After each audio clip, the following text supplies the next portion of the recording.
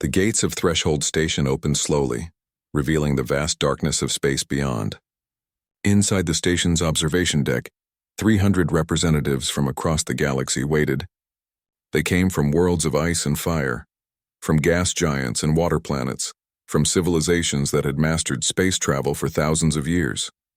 Today they would meet the newest species to achieve faster-than-light travel: humanity. Council Ambassador Thelixon stood at the front of the chamber, his three eyes scanning the emptiness beyond the station. His purple skin reflected the soft lights of the deck as he waited. Behind him, the other ambassadors whispered among themselves. Some were curious. Others were bored. They had done this ceremony hundreds of times before. "They are late," Thelixon announced, his voice carrying across the silent chamber.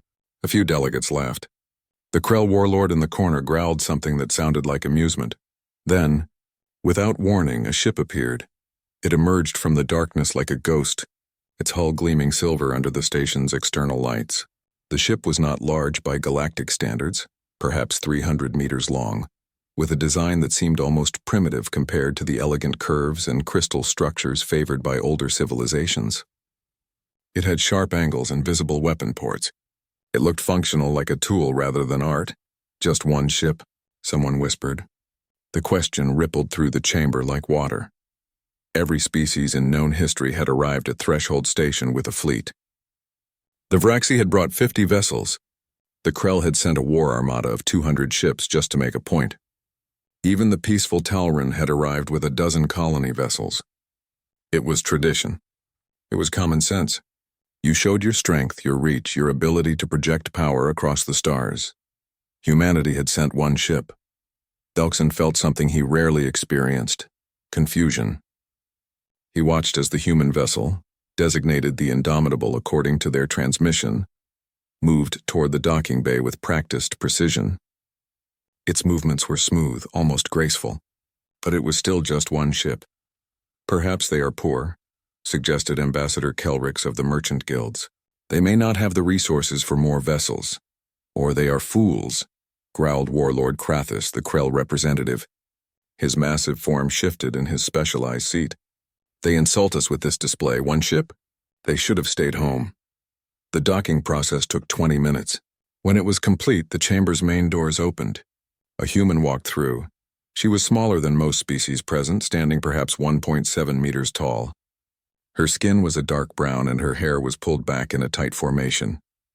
She wore a simple uniform, dark blue with silver insignia.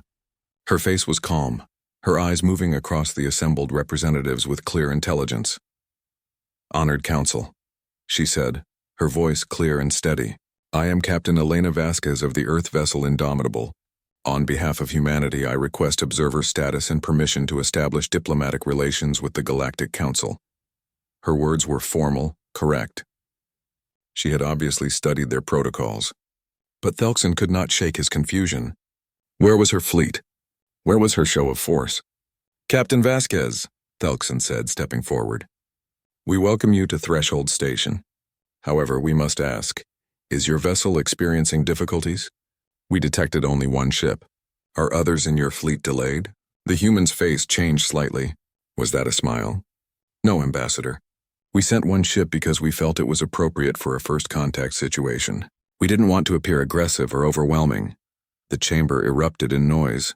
Species chittered, growled, and hummed in their various forms of laughter. The idea was absurd. One ship could not be overwhelming. One ship could not be a threat. One ship was barely worth noticing. Captain Vasquez waited for the noise to die down. Her expression never changed. The ceremony continued. Humanity was granted temporary observer status.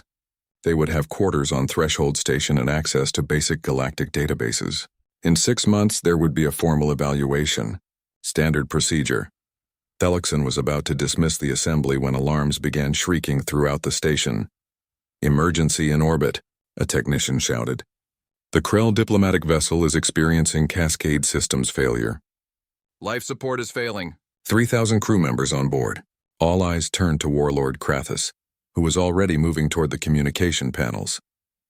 The Krell vessel was massive, designed to carry not just diplomats but an entire military contingent. If it exploded in orbit, it could damage the station itself. All ships respond, Thelkson commanded. We need immediate rescue operations. Estimated time for nearest rescue fleet to arrive is 40 minutes, a technician reported. The Krell vessel has less than 20 minutes of life support remaining. Indomitable is already moving, another technician said, surprise clear in his voice. On the observation deck's main screen, they watched as the human ship broke from its docking position and accelerated toward the dying Krell vessel with impossible speed. It covered the distance in less than 3 minutes. What are they doing? Kelrix whispered. One ship cannot save 3,000 beings. They watched in silence as the Indomitable took position alongside the massive Krell vessel. The human ship was tiny in comparison, like a small fish next to a great whale. Then things began happening with stunning precision. Docking tubes extended from multiple points on the human vessel, far more than should have been possible for a ship that size. Rescue pods launched in coordinated waves. The human crew moved with mechanical efficiency, pulling Krell warriors from the dying ship in groups of 20, 30, 50 at a time. Impossible, breathed Thelkson. They are moving too fast. They are saving too many. But it was happening. The numbers on the screen updated constantly. 500 rescued, 1,000. 2,000. The human ship seemed to expand, accommodating impossible numbers within its hull.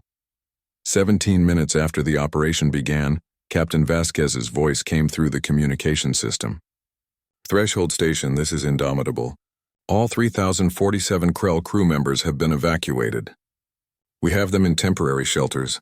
Some need medical attention, requesting permission to dock and transfer casualties to your medical facilities. The chamber was absolutely silent. Warlord Krathus stared at the screen. His 3-fingered hands clenched. How? He finally growled. How did one ship do this? Thelkson looked at the small human ship on the screen, now moving back toward the station with thousands of Krell lives safely aboard. He felt something he had not felt in his 2 centuries of diplomatic service. Fear. Because if one human ship could do this, if one vessel, sent alone as a gesture of peace, could accomplish what should have required an entire rescue fleet, then what could humanity do with 2 ships? With 10, with 100? What had they invited into the galaxy? 3 weeks had passed since the Krell rescue. The galaxy had not stopped talking about it. Videos of the operation had spread across every network, every communication channel, every data stream in known space. A single human ship had saved 3,000 lives in 17 minutes. The numbers did not make sense. The efficiency was impossible. Yet it had happened. Ambassador Thelkson sat in his private office aboard Threshold Station reviewing reports. As head of the Council's First Contact Division, it was his responsibility to understand new species. Usually this was simple work. Most civilizations followed predictable patterns. They had predictable technologies, predictable social structures, predictable ambitions. Humanity was not predictable. The first report came from the Zinari archivists, the galaxy's most respected intelligence organization. They had spent 3 weeks studying everything they could find about humanity. Their findings covered 200 pages, but Thelkson focused on the summary points.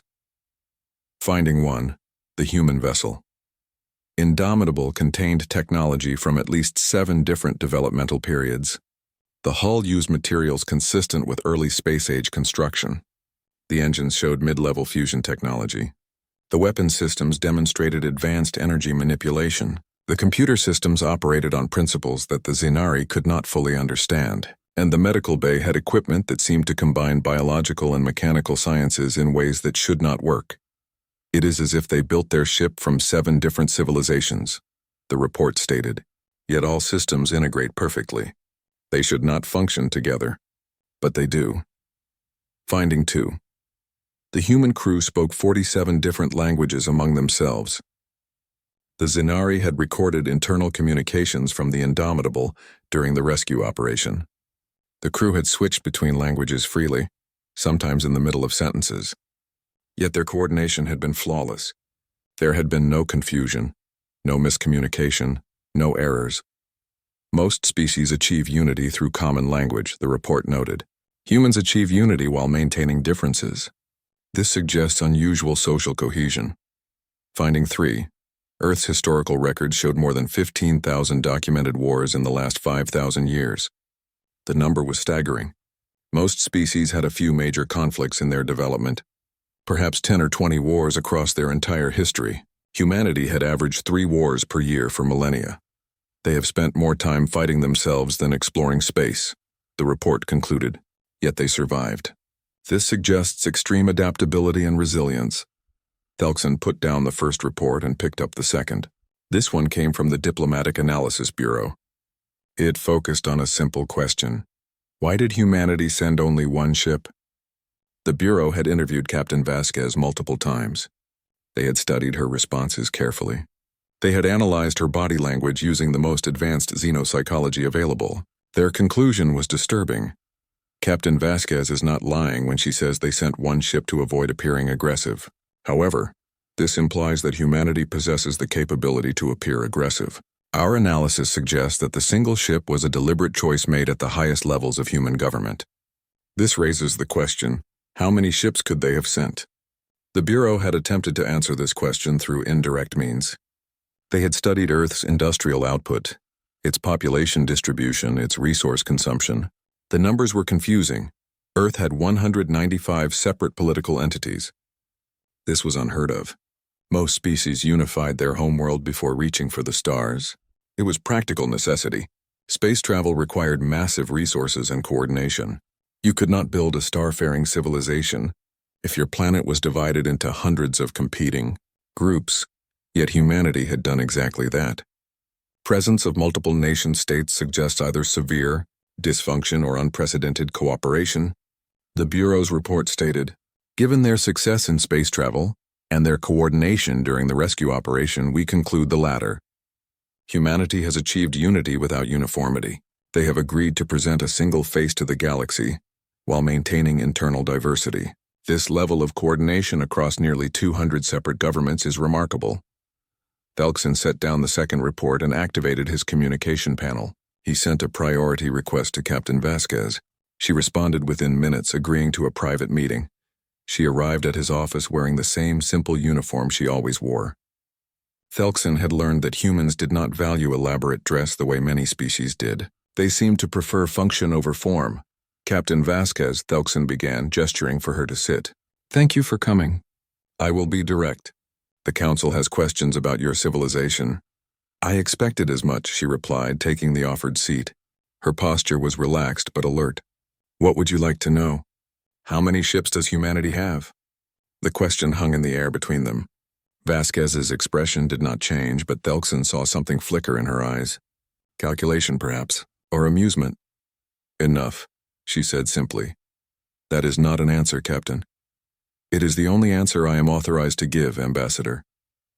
Thelkson felt his frustration rising. He was not accustomed to evasion. Captain, you must understand our concern. Your single vessel demonstrated capabilities that should require multiple ships. You rescued 3,000 beings in 17 minutes. You did this while maintaining perfect coordination across a crew that speaks dozens of languages. You did this using technology that appears to come from multiple developmental periods. These things suggest resources and capabilities far beyond what a single ship should possess. Vasquez nodded slowly. I understand your concern, Ambassador. Let me offer you this. We sent one ship because we wanted to make a good first impression.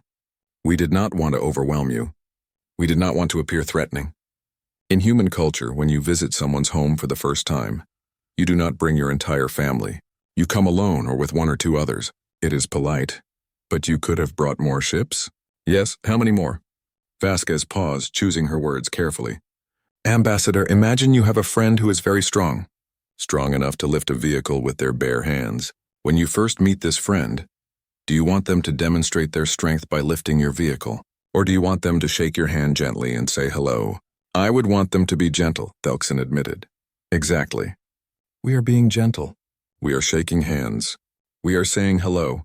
The galaxy will learn about our strength over time, through our actions and our character. But we do not want to start by showing off. That would be rude. Thelkson leaned back in his chair. You are asking us to trust you without knowing your true capabilities. No, Ambassador.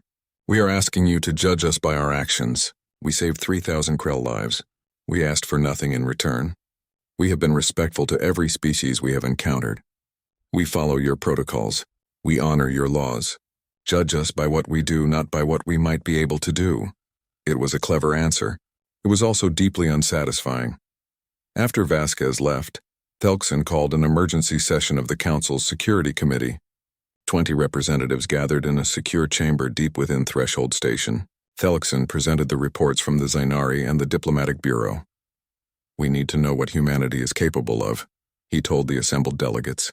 We need to understand their true strength. I propose we invoke Security Protocol 47. There was silence. Protocol 47 allowed the Council to conduct surveillance of new species under the guise of routine security surveys.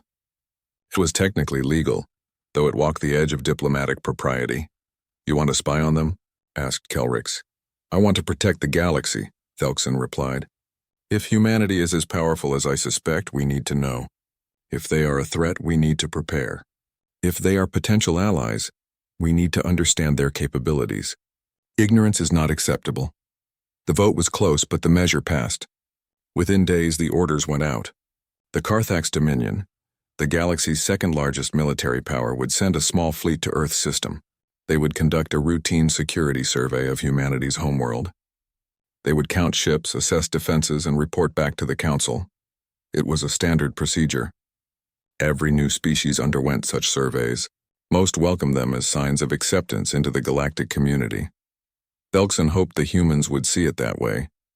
He had a terrible feeling they would not. Admiral Carthon of the Carthax Dominion stood on the bridge of his flagship, the Sovereign Justice, and stared at the viewscreen. Before him lay the Sol system, humanity's home.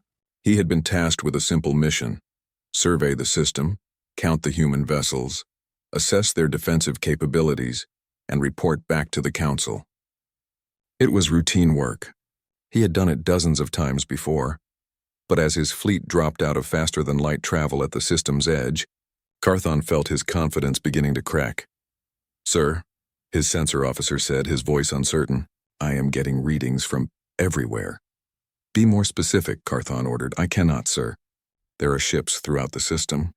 Thousands of them, stations orbiting every major body, industrial complexes that register larger than our capital shipyards. Energy signatures that exceed our scanning capacity. Sir, this system is not just inhabited, it is fortified. Carthon moved to the sensor station and looked at the display. His officer was right. The Sol system was a nightmare of activity. Ships moved in organized patterns between planets. Construction platforms orbited asteroids. Defensive satellites formed networks around Earth and several other worlds. And everywhere, absolutely everywhere, were energy signatures indicating active military installations. How many ships? Carthon asked quietly. I stopped counting at 3,000, sir. The computer estimates between 5,000 and 10,000 vessels currently in system, but the margin of error is high. Many of the signatures overlap or interfere with each other. It is possible there are more. 5,000 to 10,000 ships in one system. Carthon's fleet consisted of 3 heavy cruisers, considered a substantial force for a routine survey. Suddenly his 3 ships felt very small. Establish communication protocols, Carthon ordered. Inform the humans that we are here to conduct a standard security survey, as authorized by Galactic Council regulations. Request permission to proceed. The communications officer worked for several minutes before looking up with a puzzled expression. Sir, we have received acknowledgement from something called the Sol Defense Coordination Network. They say we are expected and that an escort will arrive shortly. An escort? Carthon did not like the sound of that. Did we request an escort? No, sir. 3 minutes later, a small vessel appeared on their sensors. It was approaching at high speed from the direction of Mars. The ship was tiny, no larger than one of Carthon's shuttlecraft. It looked like a patrol boat, nothing more. Hail them, Carthon ordered. A human face appeared on the view screen. The man wore a simple uniform and had a friendly smile. Good day, Admiral Carthon. I am Lieutenant Torres of the Sol Defense Force. I will be your escort during your survey. Please follow my trajectory. I will guide you through the system's main shipping lanes to avoid any accidents. Carthon bristled at the suggestion that his fleet needed guidance. Lieutenant, my vessels are fully capable of navigating your system without assistance. Of course, Admiral. However, we have approximately 8,000 vessels currently in transit throughout the system. Our traffic control requires all non-registered ships to follow approved flight paths. Standard safety procedure, I am sure you understand, 8,000 vessels in transit. Right now. Not total. In transit, Carthon swallowed his pride. Very well, Lieutenant. We will follow your lead. The small patrol craft began moving and Carthon's fleet followed. He expected the human ship to move slowly, cautiously. Instead, it accelerated to speeds that made his navigator gasp. Sir, that vessel is moving at 0.7 light speed within its own system. That is dangerous. Collision with even small debris at that speed would be catastrophic. Match their speed, Carthon ordered. His ships accelerated, straining their engines to keep pace with the tiny patrol craft. The human vessel did not slow down. It moved through the system with absolute confidence, dodging asteroid clusters and traffic streams with casual precision. As they traveled deeper into the system, Carthon began to truly understand what he was seeing. The humans had not just colonized their system. They had conquered it. Every planet had orbital installations. Every moon showed signs of habitation or mining operations. The asteroid belt between Mars and Jupiter was a maze of industrial platforms, each one churning out materials at rates that made his engineers shake their heads in disbelief. Sir, his intelligence officer said, I am detecting military installations on Earth's moon. Multiple launch facilities, defensive batteries, what appears to be a major naval base on the moon. Carthon was surprised. Most species kept their military installations in orbit, where they could respond quickly to threats. Building on a planetary body seemed inefficient, yes, sir. And on Mars, and on several of Jupiter's moons, and the officer trailed off, checking his instruments. Sir, I think every major body in this system has some form of military presence. Lieutenant Torres's voice came through the communication channel again. Admiral, we are approaching Earth now. As part of your survey, we have prepared a presentation on our major settlements and defensive installations. Would you like the full briefing or the summary version? Carthon felt a cold weight settling in his stomach. They had prepared a presentation. They were going to show him their military capabilities voluntarily. This was either extreme confidence or a warning. The summary will be sufficient, Carthon said carefully. Excellent. Currently, humanity occupies 37 worlds across 15 systems. We maintain 246 major orbital habitats with populations exceeding 1 million each. Our defensive grid consists of... Torres paused, apparently checking something. Well, the exact numbers are classified, but I can tell you that every inhabited system has multiple layers of automated defense platforms. We also maintain active mining operations in 15 systems, which support our ongoing expansion efforts. 37 worlds, 246 major habitats, 15 systems. Carthon thought about his own civilization. The Carthax Dominion was considered one of the galaxy's major powers. They controlled 22 worlds across 8 systems. They had taken 3,000 years to build their empire. How long had humanity been in space? The report said they had only achieved faster-than-light travel 30 years ago. Lieutenant, Carthon said, his voice tight. How many ships does humanity have? There was a pause. When Torres responded, his voice was carefully neutral. I am not authorized to give exact numbers, Admiral, but I can tell you that Earth maintains 73 separate national space forces. That is before counting corporate fleets, colonial defense forces, or our autonomous defense network. If you would like, I can put you in touch with our defense ministry. They might be able to provide more detailed information. 73 national space forces on one planet, and that was not counting everything else. Carthon made a decision. Lieutenant Torres, thank you for your escort, but I believe we have sufficient information for our survey. We will be returning to Threshold Station. Already, Admiral? You have only been in system for 4 hours. We have prepared extensive tours of our facilities. We can show you our shipyards, our research stations, our colony worlds. We want to be as transparent as possible with the Galactic Council. That will not be necessary, Carthon said firmly. We have everything we need. As his fleet turned to leave the system, something happened that Carthon would remember for the rest of his life.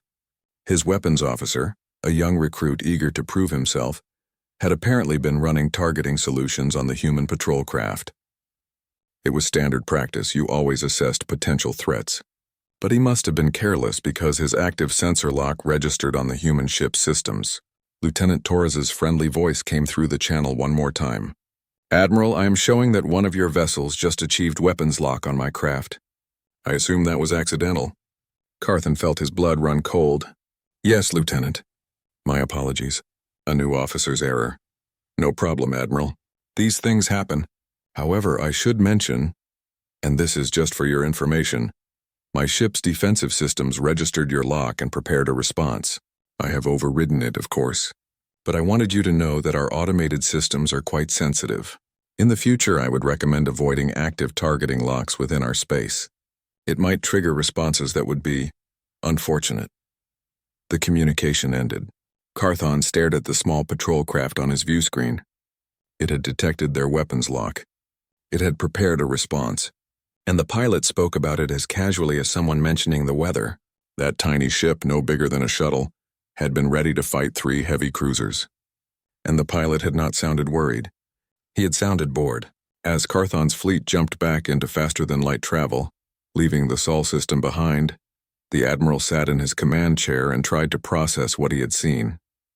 His hands were shaking slightly. The Council had sent him to assess humanity's capabilities. They wanted to know if the humans were a threat. They wanted to understand what they were dealing with.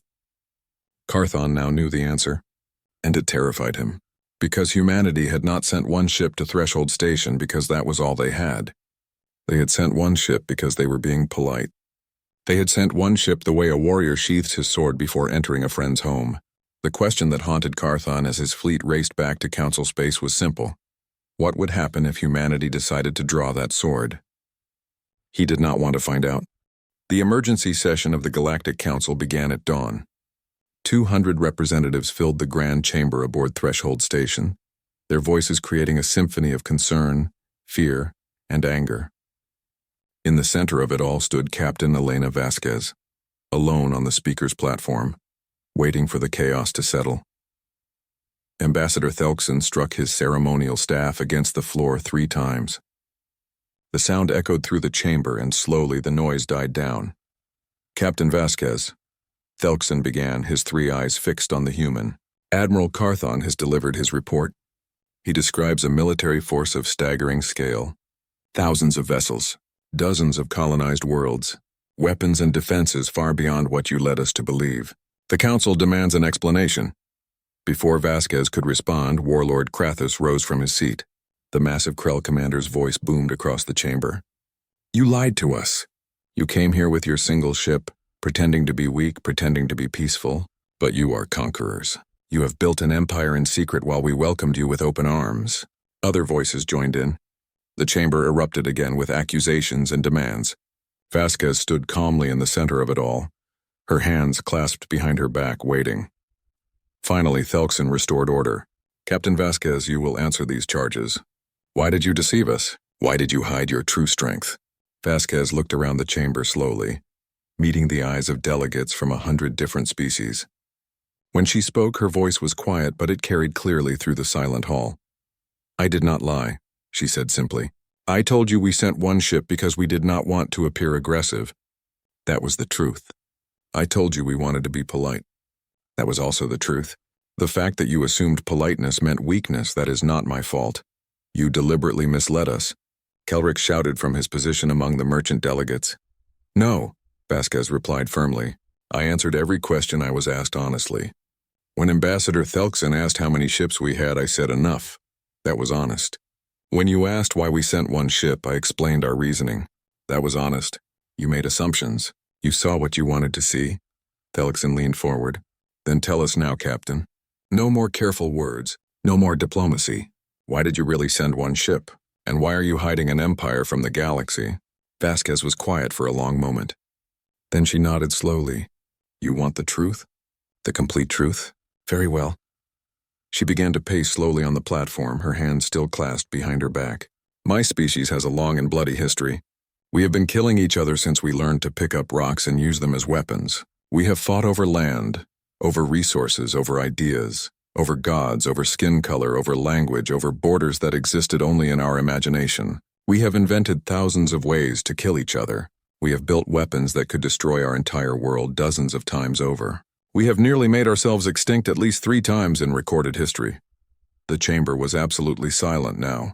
Every delegate leaned forward, listening. We had nuclear weapons before we had computers, Vasquez continued. We had biological weapons that could kill millions before we cured most diseases. We had AI warfare before we had stable artificial intelligence. We fought wars in the oceans, on the land, in the air, in space, and in virtual reality. We fought conventional wars, guerrilla wars, economic wars, information wars, and wars we did not even have names for. In the last 5,000 years, we have had more than 15,000 documented conflicts. Some lasted days. Some lasted generations. She stopped pacing and faced the council directly. Do you understand what that means? We have spent more time fighting ourselves than doing anything else. War is not something that happens to humanity occasionally. War is something we are good at. War is something we understand in our bones. Warlord Krathus growled approvingly. Then you are a warrior species. Why hide it? Warriors should be proud of their strength. Vasquez turned to face the Krell. Because we learned something, Warlord. We learned that being good at war does not mean you should make war. We learned that just because you can destroy something does not mean you should. We learned that the strong have a responsibility to the weak, not a right to conquer them. Pretty words, Krathus sneered. But words are cheap. You are right, Vasquez agreed. Words are cheap. So let me tell you about actions. 50 years ago, Earth was on the edge of a final war. We had weapons pointed at each other. We had armies ready to march. We had reasons, good reasons, or so we thought, to destroy our enemies. And then something happened. We looked at ourselves. We looked at what we had become. And we made a choice, she gestured widely. We chose to stop. We chose to put down our weapons, not all of them, we are not fools, but enough of them. We chose to talk instead of fight. We chose to compete in space instead of on battlefields. We gave our nations and our corporations a new frontier to explore, new resources to claim, new worlds to settle. We turned our aggression outward toward the universe instead of inward toward each other. And it worked? Felixson asked skeptically. Mostly, Vasquez admitted. We still have conflicts. We still have disagreements. But we solve them differently now. We have rules. We have laws. We have agreements. And most importantly, we have a shared understanding that we are stronger together than apart. She paused. When we detected your civilization, this galaxy full of ancient species and powerful empires, we had to make another choice. How would we introduce ourselves? Would we come with our fleets? Would we show our strength? Would we try to intimidate or impress you? So you chose to deceive us instead, Felixson said. No, Vasquez replied with passion in her voice. We chose to give you a chance to know us before you feared us. We chose to let you judge us by our character instead of our capabilities. We chose to arrive as friends instead of conquerors. She walked to the edge of the platform, closer to the assembled delegates. Think about your own first contact experiences. When the Krell arrived with 200 warships, what did you think? When the Vraxi showed up with 50 vessels in formation, what did you feel? You judged them immediately. You categorized them. You decided what they were before you knew who they were. Several delegates shifted uncomfortably. She was right. We did not want that, Vasquez continued. We wanted you to see us save Krell lives before you knew we could take Krell lives. We wanted you to see us follow your laws before you feared we could break them. We wanted you to see us as people before you saw us as a threat. But you are a threat, Kelrick said quietly. Admiral Carthon's report makes that clear. You have the capability to conquer this galaxy if you wanted to. Vasquez nodded slowly. Yes, we do. And that is precisely why we sent one ship. The chamber erupted again with confused voices. Felixson struck his staff repeatedly until order returned. Explain that statement, Captain. It is simple, Vasquez said. If we had arrived with a fleet, you would have responded in one of two ways. You would have submitted, or you would have attacked. There would have been no middle ground. You would have been too afraid to treat us as equals, and we did not want to be your overlords or your enemies. We wanted to be your neighbors. She looked around the chamber slowly. We sent one ship because we wanted to give you time. Time to know us, time to trust us, time to understand that just because we can destroy you does not mean we want to. We sent one ship because we hoped that by the time you learned what we were capable of, you would also know what we stood for. Felixson was quiet for a long moment. And what do you stand for, Captain Vasquez?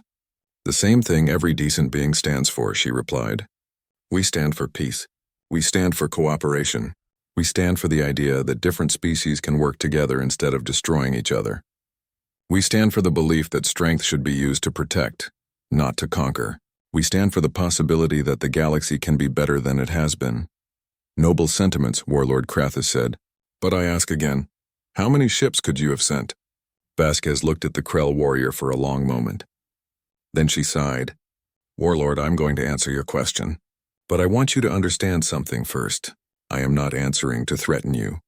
I am not answering to impress you. I am answering because you deserve honesty, and because secrets breed fear, and I do not want you to fear us. I want you to respect us. She took a breath. Earth alone has 73 registered national space forces. Each one maintains independent fleets ranging from dozens to thousands of vessels. Then we have 218 registered corporate fleets that provide everything from cargo transport to system defense. Then we have 15 independent colonial armadas that protect our settlements.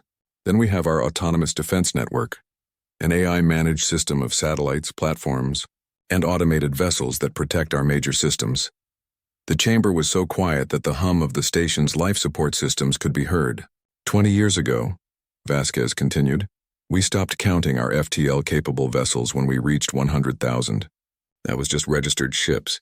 It did not include construction vessels, mining craft, exploration ships, or the thousands of in-system vessels that never leave their local space. Today, I honestly could not tell you our total numbers. We have ships being built every day. We have fleets spread across 15 systems. We have construction projects that will not be complete for decades. She smiled sadly. So, to answer your question, Warlord, I do not know how many ships we could have sent. But I can tell you this. We could have filled your sky with them, and we chose not to. We chose to send one. The silence stretched.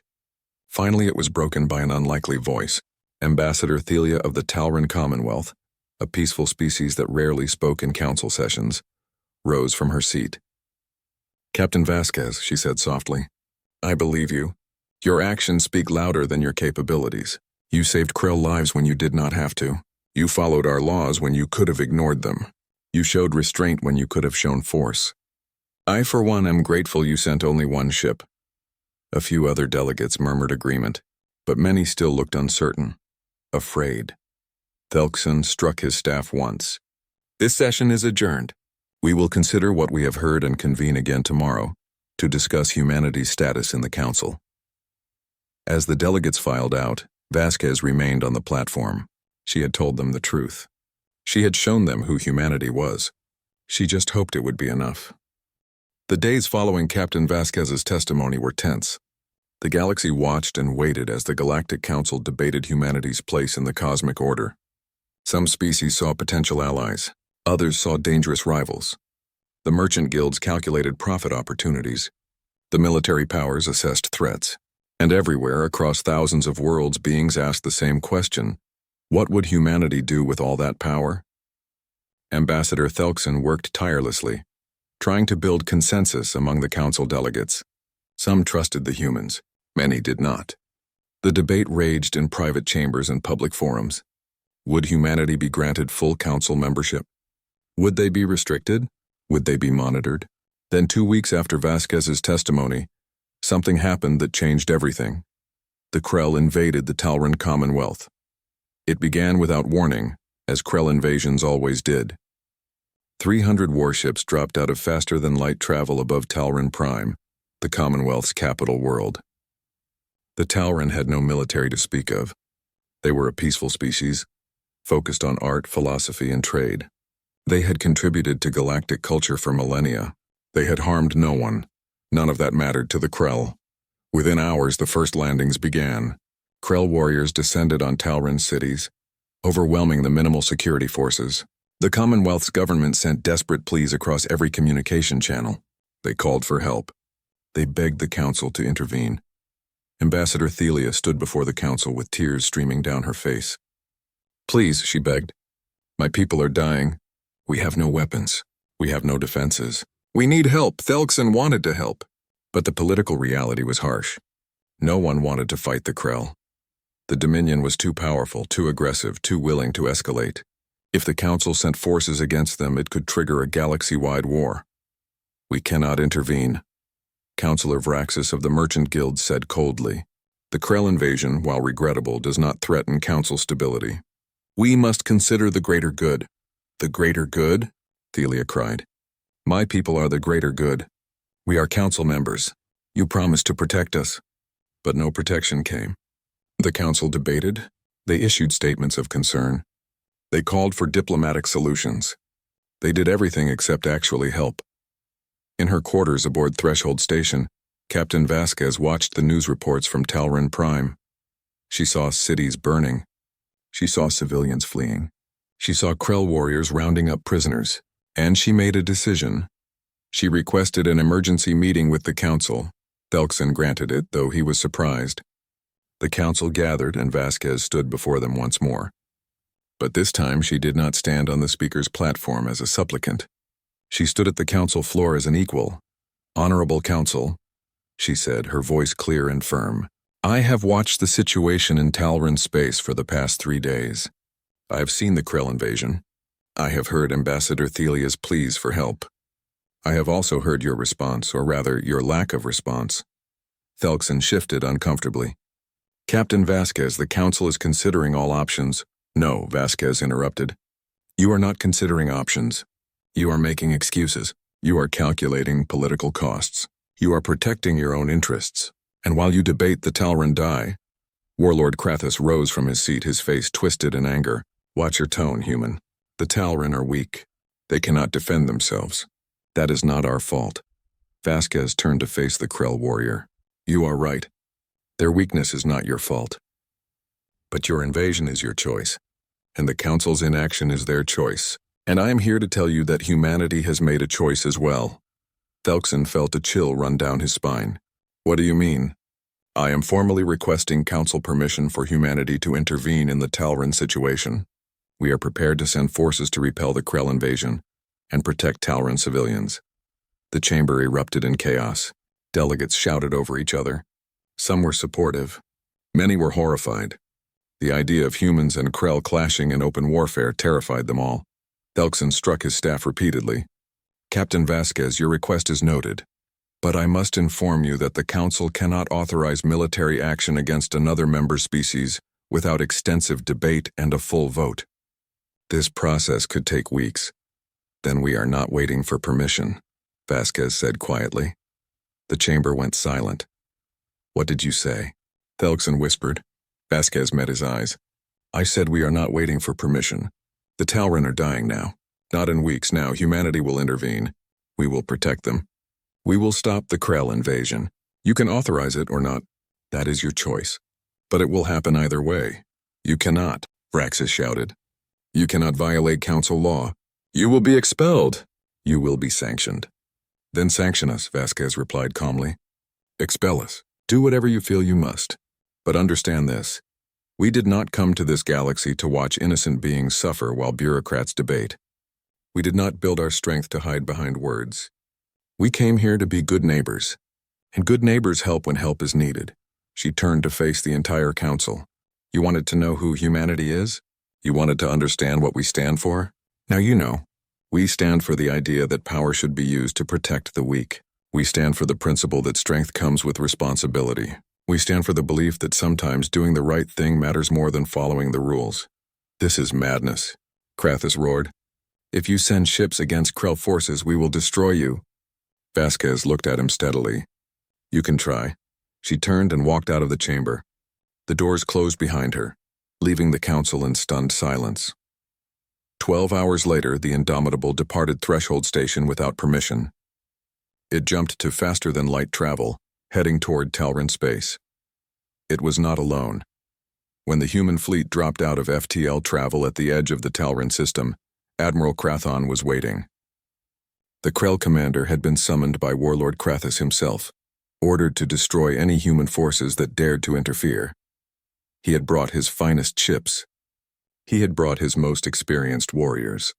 He had brought 300 vessels, the same force that had invaded Talron Prime. He watched his sensors as the human ships appeared. 300 human vessels materialized in perfect formation. They were not civilian ships. They were not exploration craft. They were warships, sleek, dangerous, bristling with weapons. They formed a sphere around the Krell fleet, completely surrounding them. Admiral Krathon received a transmission. Captain Vasquez's face appeared on his screen. "Admiral Krathon," she said formally. "I am Captain Elena Vasquez of the Human Defense Fleet. You have 48 hours to withdraw all Krell forces from Talron space. You will release all prisoners. You will cease all hostilities against Talron civilians. If you comply, you may leave peacefully. If you do not comply, we will remove you by force." Krathon laughed. It was a harsh, barking sound. "You dare threaten me, human? We are equal in numbers. 300 ships against 300 ships. You have no advantage." Vasquez's expression did not change. "Admiral, you misunderstand. These 300 ships are not here to give us an advantage. They are here to give you a chance to surrender." "Surrender?" Krathon's laughter died. "You think I will surrender to you?" "I hope you will," Vasquez said quietly. "Because if you do not, what happens next will haunt you. We do not want to kill you, Admiral. We do not want war with the Krell, but we will not allow you to slaughter innocents. Choose wisely, you have 48 hours. The transmission ended. Krathon stared at his screen. Then he looked at his tactical officer. "Prepare for battle. These humans want war?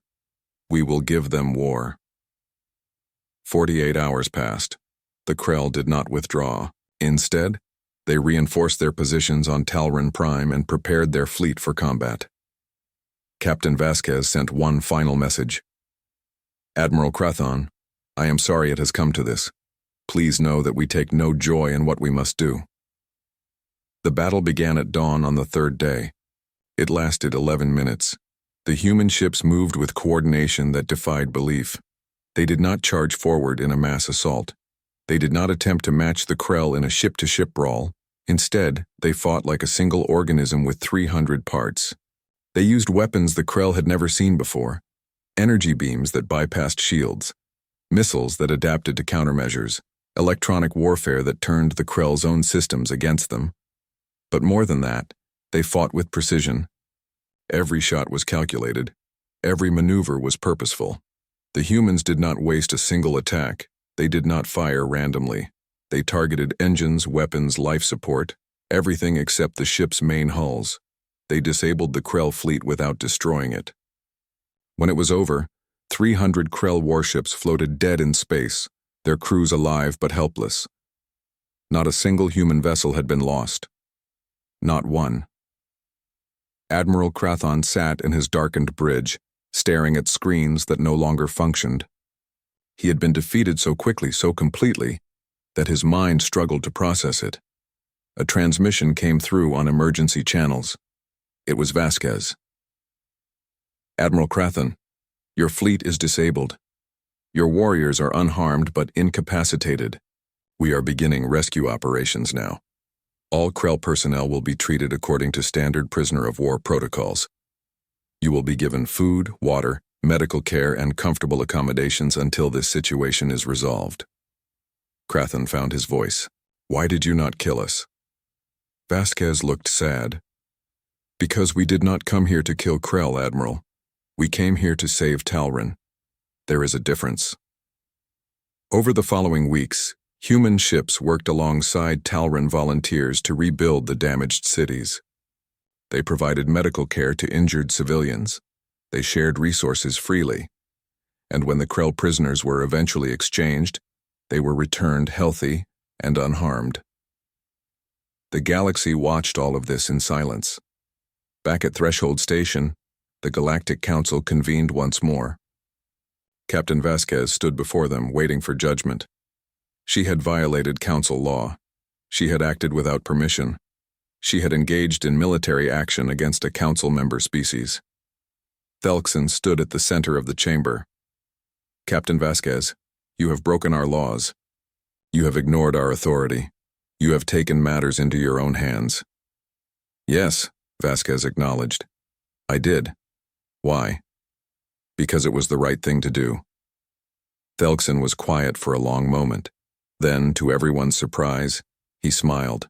"The Council has debated your actions extensively. Some call for your expulsion.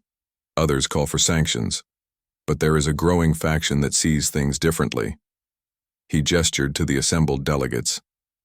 "Ambassador Thelia and her people are alive because of you. The Krell learned that their aggression has limits because of you. The galaxy learned that power can be used for good because of you. Thelkson struck his staff once. The Council has decided.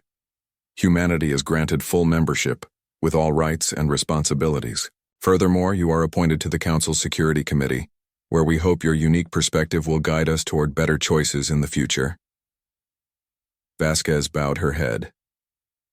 Thank you, Ambassador. We will serve the Council with honor. As she turned to leave, Warlord Krathus stood. The massive Krell looked at her for a long moment. Then, slowly, he raised his fist to his chest in a Krell salute of respect. You are warriors, he said simply. True warriors. The Krell will remember. Later, in her quarters, Vasquez stood by the window looking out at the stars. Her communications officer entered with a message from Earth. Captain, High Command wants to know if they should send additional ships to Threshold Station now that we are full Council members. Vasquez smiled. Tell them to send one ship, just one. We do not want to overwhelm anyone. The officer grinned. Understood, Captain.